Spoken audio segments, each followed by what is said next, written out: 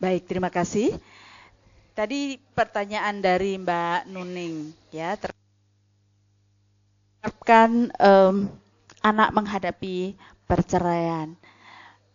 Biar bagaimanapun perceraian orang tua buat anak, apapun alasannya, itu sesuatu yang peristiwa yang sangat traumatis buat anak, sesuatu peristiwa yang sangat menyakitkan buat mereka. Sesiap apapun pasti tetap akan menyakitkan, tetapi setidaknya kita memang harus mempersiapkan anak-anak kita ketika sebuah perceraian atau perpisahan itu tidak bisa dihindari akibat berbagai sebab, apapun itu sebabnya, gitu ya. Yang nomor satu adalah memang dibutuhkan tentunya pasti itu harus ada kerelaan dari kedua orang tua untuk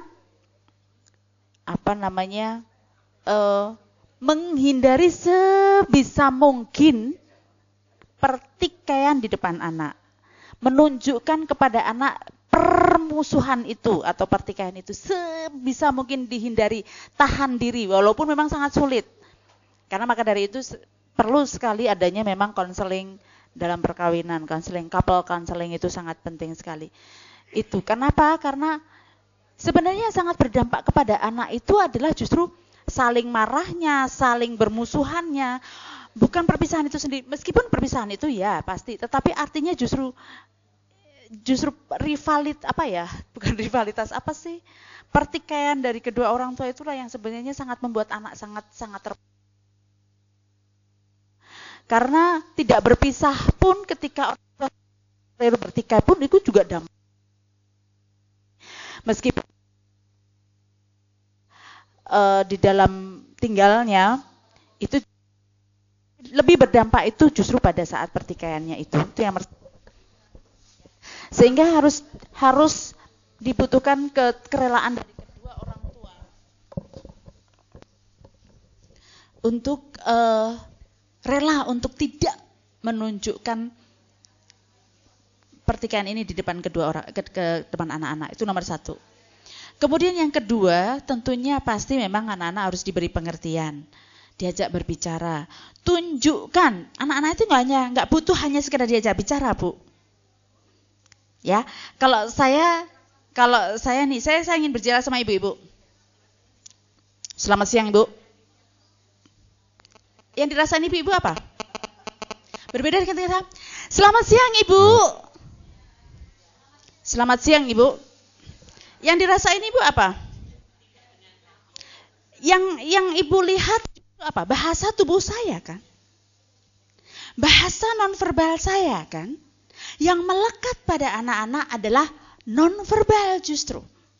Kita ngajak bicara anak untuk mengerti kita.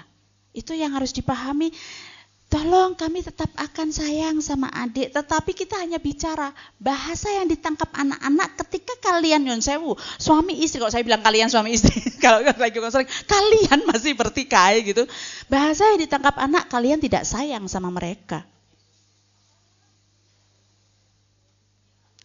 Ya, jadi perlu sekali kalau mau mempersiapkan anak, dibutuhkan memang kita sebagai orang tua. Ini anak-anak ini jadi korban kan, adalah bahasa tubuh. Kalau kita memang ini menunjukkan bahwa mereka tetap mendapatkan kasih sayang dari keduanya, tunjukkanlah, bukan hanya sekedar bicara. Yakinkan mereka. Wong Anda juga nyun saya ibu-ibu juga kan kalau mau memberikan kepercayaan kepada orang lain itu kan mesti butuh diyakinkan. Anak-anak juga butuh diyakinkan bahwa mereka tidak akan kehilangan kasih sayang dari kedua orang tuanya. Bahwa mereka masih bisa kesana oke, kesini oke. Gitu. Itu yang dibutuhkan sebenarnya. Dan kemudian tentunya pasti akan harus ada konsekuensi-konsekuensi, misalnya bahwa nanti orang tua akan berpisah, mereka pengertian ajak bicara itu memang harus. Jadi persiapan itu lebih kepada bagaimana sebenarnya anak-anak bisa untuk menerima perpisahan itu, meskipun itu juga pasti akan sangat susah. Tetapi persiapkan itu bukan kemudian anaknya harus dipersiapkan. Bagaimana kita sebagai orang tua itu dalam mempersiapkannya juga itu. Jadi dimulai dari kita sebagai orang tua. Karena anak-anak ini butuh diyakinkan bahwa kamu tetap tidak hilang. Karena seringkali yang terjadi adalah hak anak tidak didapat, ya kan? Jika apalagi kemudian jika terjadi konflik. Banyak sekali. Dan pada akhirnya ketika terjadi konflik ini juga kemudian kan persepsi penilaian anak terhadap ayah, penilaian anak terhadap ibu itu menjadi sangat negatif. Itu yang mempengaruhi proses tumbuh kembang dari seorang anak. Jadi saya kira itu yang mungkin perlu dipersiapkan kepada anak. Ya tentunya memang setiap anak juga memang berbeda-beda.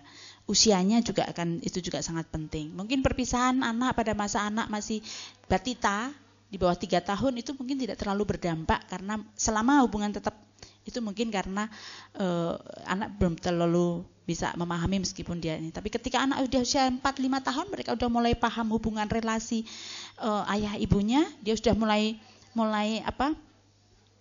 mencari idola, dia mencari itu akan sangat terasa. Ya, mungkin saya kira itu.